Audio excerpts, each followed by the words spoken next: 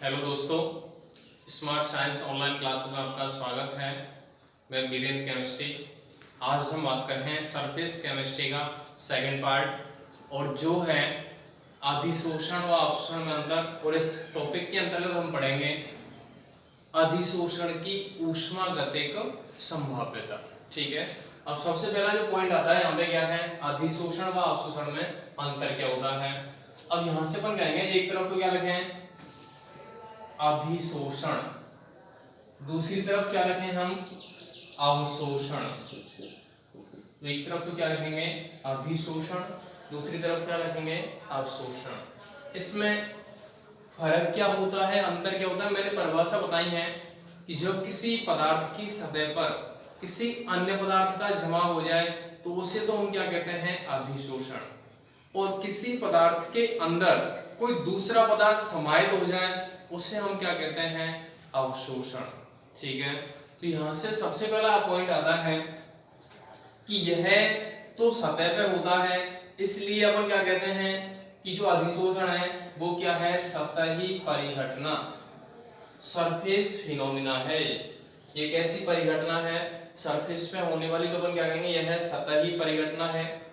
इसको हम कहते हैं यह है स्थूल परिघटना है। कैसी परिघटना है, स्थूल परिघटना। इसके बाद यहां जो होता है कि यहां पे पदार्थ की सतह पर अन्य पदार्थ का जमाव होता है। पदार्थ की सतह पर अन्य पदार्थ का जमाव होता है। यहां पदार्थ के अंदर अन्य पदार्थ का जमाव होता है। मतलब यहां केवल पदार्थ की सतह पर अन्य पदार्थ संचित हो जाता है, लेकिन इसके अंतर्गत एक पदार्थ के अंदर दूसरा पदार्थ पूरी तरह से समान रूप से फैल जाता है। इसके बाद हम कहेंगे कि यह एक सामान्य या सतत प्रक्रिया है। यह कैसी प्रक्रिया है, सतत लगातार चलने वाली प्रक्रिया। लेकिन यहाँ जो वेग है, यह जो क्रिया है, पहले तो क्या होती है तीव्र, और बाद में क्या हो जाती है धीमी गति से संपन्न होती है।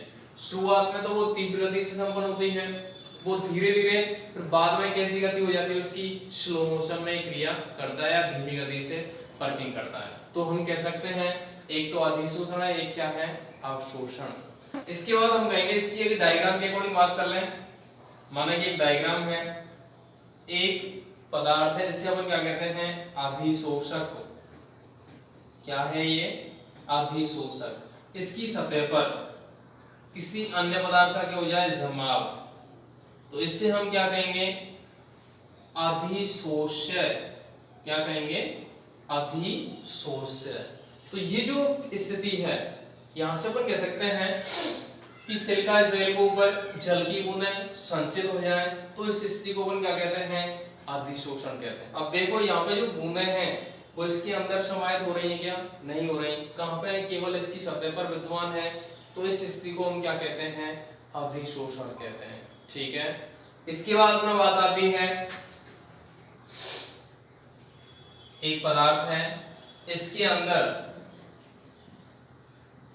समान रूप से कोई पदार्थ फैल जाए, और समान रूप से पदार्थ अगर फैलेगा तो इस स्थिति को अपन क्या कहेंगे अवशोषण कहेंगे। जैसे कैल्शियम क्लोराइड द्वारा CaCl2 होता है, कैल्शियम क्लोराइड द्वारा जल वाष्प का अवशोषण।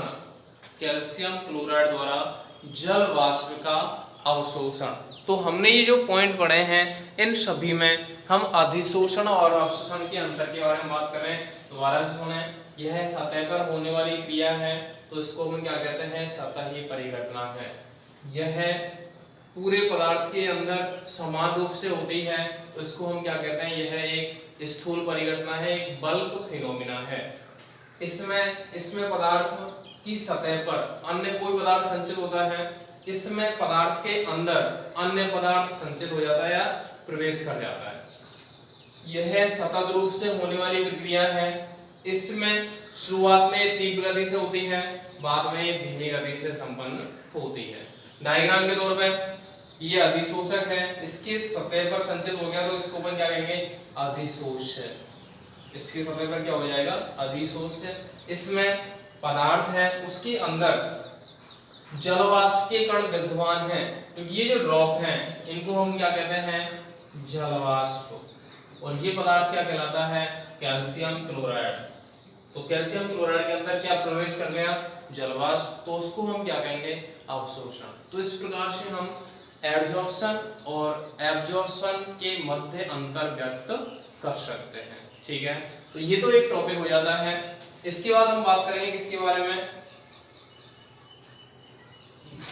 आगे पॉइंट अपना आएगा, अगला जो टॉपिक आता है अधिशोषण की ऊष्मागतिक संभाव्यता। क्या है अगला टॉपिक, अधिशोषण की ऊष्मागतिक संभाव्यता। ठीक है।